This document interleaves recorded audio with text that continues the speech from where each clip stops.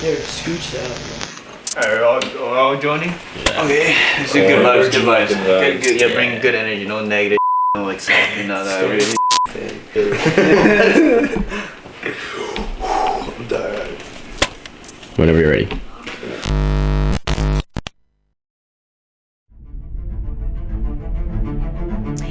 Five teens are becoming the talk of the town at the Richmond Night Market. They may be teens, but already they sound like bona fide salesmen. That's a lot of competition that the new kids on the block, Ponchos Tacos, are up against. They are barely old enough to vote, but are now among the youngest vendors at the event. Not yet old enough to drink or play the slots, yet this is a gamble for 5 18-year-olds.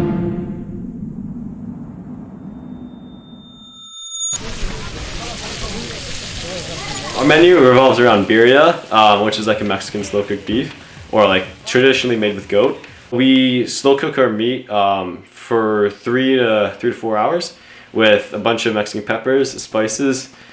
We use that to make like tacos, ramen, anaconda, and crunch wraps. The thing that separates birria from like other different tacos is it's like the broth itself, because it's served with like a consomme that we cook, like we slow-cook the meat in for like numerous hours.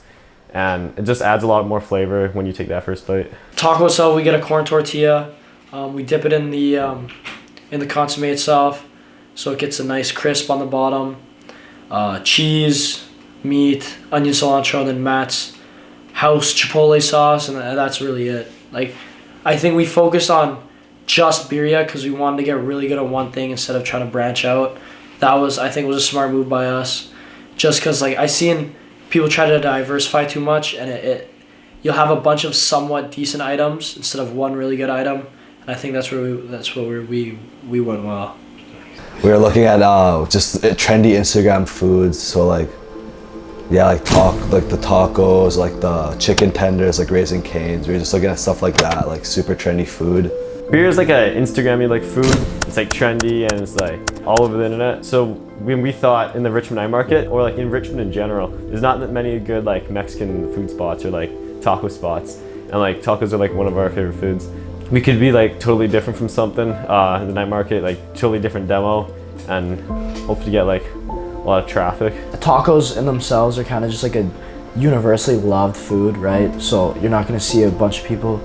It's not really niche where like people are like, I don't know if I want to test my luck and try the tacos, right? It's like everybody likes tacos. We combined all those ideas and they all kind of formulated to the central idea of birria tacos. How did your family feel when you started the whole Ponchos thing? Yeah. We started the original idea in my backyard, and the next day in the morning I told them about it, and they like didn't believe it at all. They thought, okay, you're not just like focused on school and stuff and work. I'm like, no, this could actually happen. Like they were still skeptical about it up until when things started to get serious and we had to go to the Richmond Night Market office and get things going. Then they started like realizing like, hey, this is actually happening. It's like pretty cool. When we first started, my family was like super supportive. I mean, I have a bunch of family that are already like part of the food industry, so it wasn't like a crazy like thing to just start. It was kind of like almost inevitable that I got into it some way or another. My aunties were kind of angry at me. They wanted me to go to school instead, saying that like it's too much risk and stuff. But my grandpa was always supportive because he understands like, you know, the wanting to start a business and stuff. So I had his support and I had my dad's support. Just my mom and my aunties weren't really a fan, but I mean now they're pretty proud. So me, Makito, and Henry have known each other since like elementary school, and then when we got to high school, we met Kanito. I think Kanito came in grade 9. Met up with Mickey and Matt. Became pretty good friends, and then when we needed like another investor, Danny was just sort of one of Kanito's school friends. And then Danny was my friend from Surrey, so when we needed a 5th man, I knew he was the right guy to call. Kanito and I, we went to elementary school together, so we've known each other since like 3rd grade. But after he moved in like around the 9th grade, we just like kept contact while gaming and stuff, whatever. But then I saw he started Ponchos up, so I invited him to like one of the diesel garage like meets just to like sell food there. At our first event, Danny, luckily enough, wanted to take a chance and help us set up for our first event. And then Danny ended up coming aboard, let's say 3 months later. Yeah, around that, Danny became one of the partners. I like just kept talking to them, became a lot closer, and we're all very alike. So it's like very easy to actually get along, run the business together without having too much of a problem. I think for us it was just like everyone kind of had this entrepreneurial spirit already within themselves. Our partner, like my partners and I, like we all kind of want to do our own things. I think you could sense it on pretty early on. So really, it was just about execution, like just finding the right idea that you wanted to do. Your partners being your friends, it makes it definitely more enjoyable. But I don't know if it makes it any easier.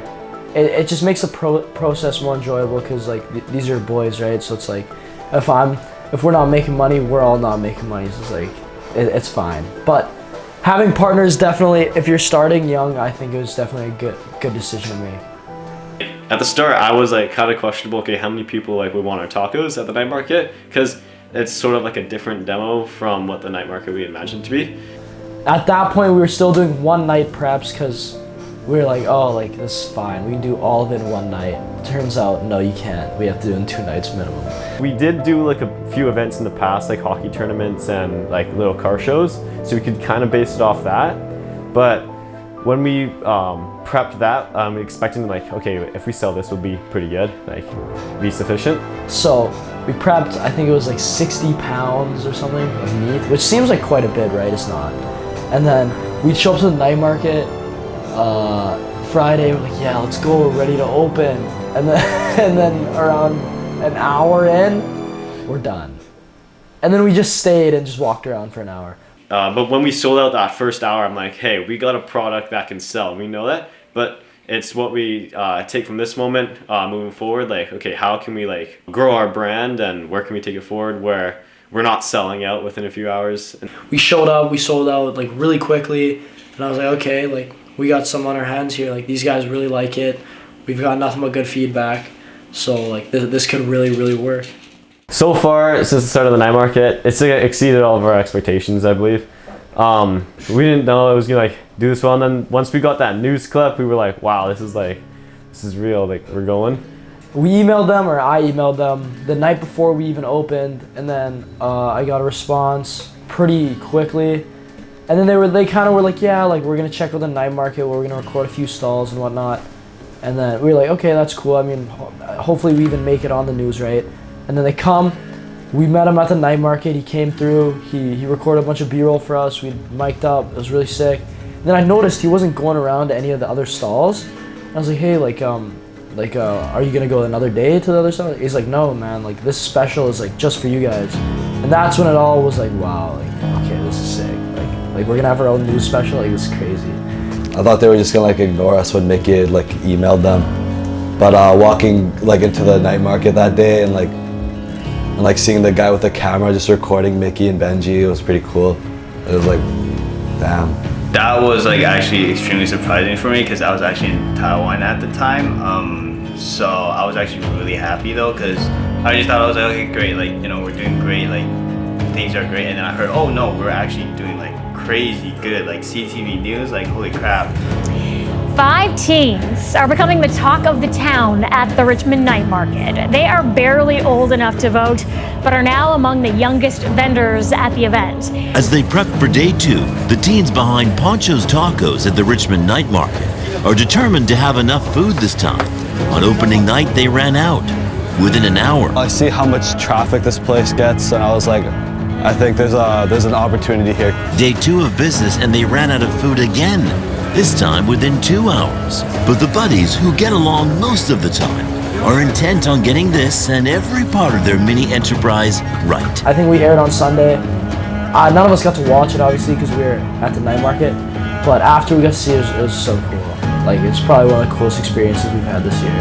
all of a sudden, like, my friends were like, dude, like, I didn't know you were on the news. I was like, huh? Like, I didn't even know that, like, I was on the news until one of my friends was like, yo, like, you're featured on there. And I was like, wow. So that's when I knew I was like, Ponchos for sure were definitely something. And that's when it was like, things just got like pretty, like, even more real at that point. Cause it's like, okay, if you're on the news, then you have to be worthy of like another feature or something. So really try to put them out work right after that. The business before CTV was okay, but once we actually did the CTV news bit, we got a lot of attraction from social media, right? So our TikTok, our Instagram blew up a little bit. I knew that, hey, this would be like great for publicity, especially that like everyone in Richmond and Vancouver would see it. And when we posted on like our social media, it blew up. It got like 1 million views, like pretty much like overnight. So when that first happened, we had lines at the night market. People were just coming for the food, right? They were reposting us, tagging us on their videos. So it was really good because it really put us on the map. In combination with our semi-viral TikTok, that is what really, like, at least for the month of May, it was insane. Like the amount of people coming up to us and even like wanting photos with us and like taking pictures of us. We had a bunch of foodies come out. It was insane. That first month was crazy. It was really, really busy. It was awesome. We don't really think about it as work. We just kind of think about it as it's our business, right? Obviously at the end of the day it's still work, but once you're enjoying it, time goes by, right? You're not really nervous or stressed about going to the night market or an event, whatever, because you're with your friends. That's all there is to it. I think with anything, right, we're not contempt. It's awesome that we're doing this well, but I think none of us will agree that this is enough, right? We want to keep doing bigger. For now, it's good, but there's still room to improve, and I think that's the next step for us. there's time for business and there's time for friendship. Like, you gotta separate that, or else sometimes you never like move forward in like the business, make improvements, because it's like your friends. You all want to be chill with it, and you don't want to like start anything. But then there's also time where, hey, you gotta take like a little bit of criticism. You can't take it personally. We all know that, hey, it's business, but like that's what you gotta do to move forward. The results will show when you literally don't quit and you just keep working hard. And you kind of just have to find your own groove, because any advice is just like, your life is too specific for any general advice to be applied to you. You just have to figure that out for yourself. Even if like we like completely failed, I would have taken it as a success, because I would like all the skills and like knowledge we would have learned through this. I've always been very business oriented, so like this was like the perfect outcome for the first gap year, and I couldn't be happier with how things have gone, for sure.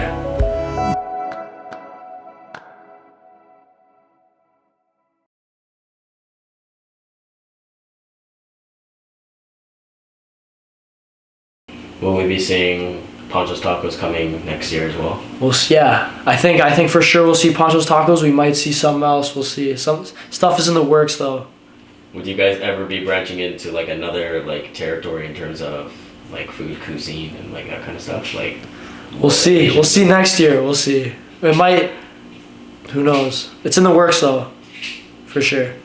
Alrighty. That should be all. Thank you very much. All right. That's a wrap. Where do you want Ponchos to go from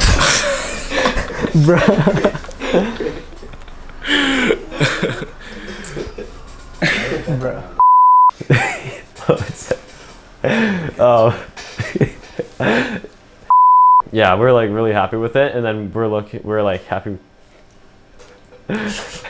Stop. A new question. Hey.